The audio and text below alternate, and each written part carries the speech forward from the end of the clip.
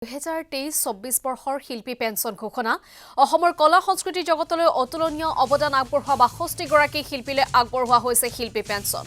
অসম চৰকাৰৰ সাংস্কৃতিক পৰিক্ৰমা বিভাগে ঘোষণা কৰিলে পেঞ্চন প্ৰাপকসকলৰ নাম আৰু 62 গৰাকী শিল্পীলৈ ইতিমধ্যে এয়া ঘোষণা কৰা হৈছে পেঞ্চন শিল্পী। সাংস্কৃতিক পৰিক্ৰমা বিভাগে ঘোষণা কৰিছে এই পেঞ্চন প্ৰাপকৰ নাম। এয়া তালিকা আমি ইতিমধ্যে আপোনালোকক দেখুৱাইছো। 2023-24 বৰ্ষৰ এয়া শিল্পী পেঞ্চন ঘোষণা কৰিছে ৰাজ্য চৰকাৰে। ইফালে শিল্পী পেঞ্চন প্ৰাপকৰ তালিকা ঘোষণাৰ পিছতে সামাজিক মাধ্যমত ক্ষোভ সদানন্দ গগৈৰ মাহেকীয়া শিল্পী পেঞ্চনৰ পৰিৱৰ্তে সদানন্দ গগৈলৈ আগবঢ়োৱা হ'ল 50,000 টকাৰ এককালীন সাহায্য। কেইদিনমান পূৰ্বে সাংস্কৃতিক সঞ্চালকালয়ৰ তৰফৰ পৰা গগৈৰ নাম শিল্পী পেঞ্চনৰ তালিকাত থকা বুলি অৱগত কৰিছিল যদিও চূড়ান্ত তালিকাত নাহিল সদানন্দ গগৈৰ নাম। ইয়াকে লৈ সামাজিক মাধ্যমত ক্ষোভ প্ৰকাশ কৰিলে শিল্পীগৰাকীয়ে।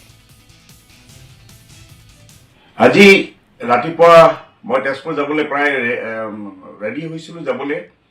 আজি ৰাতিপুৱা বাতৰি কাকতখন খুলি চাই দেখিলোঁ মোৰ নামটো Sadananda Gogoi singer, lyricist, book writer আৰু ফিল্ম ডাইৰেক্টৰ বুলি 50,000 টকীয়া এটা এককালীন সাহায্যৰ নামত থৈছে। মই এবাৰ আচৰিত হ'লোঁ। ডক্টৰ হিমন্ত বিশ্ব শৰ্মা ডাঙৰীয়াও জানে মই কেনেকুৱা ধৰণৰ মানুহ। বহুত এটা দশক ধৰি তেওঁৰ লগত একেলগে কাম কৰিছোঁ।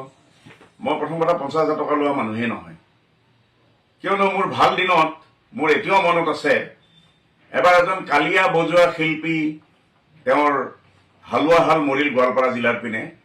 মোক এজন ভাতৃপ্ৰতিম ছাত্ৰ সন্থাৰ ল'ৰাই আহি পেলাই মোক ক'লে যে দাদাই মানুহজনক আমি সাহায্য কৰিব লাগে, কিয়নো তেওঁৰ হালোৱা গৰু হাল মৰিল। কালিয়া বজাৰটো কোনো পইচা নাপায়।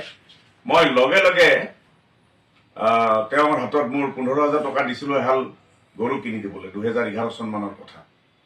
তেনেকৈ অনেক শিল্পীক মই মোৰ ব্যক্তিগত প্ৰচেষ্টাৰে শিল্পী পেঞ্চন লৈ দিছোঁ। জীৱনকালত অন্ততঃ তেনেকুৱা শিল্পী 10জনমান ওলাব।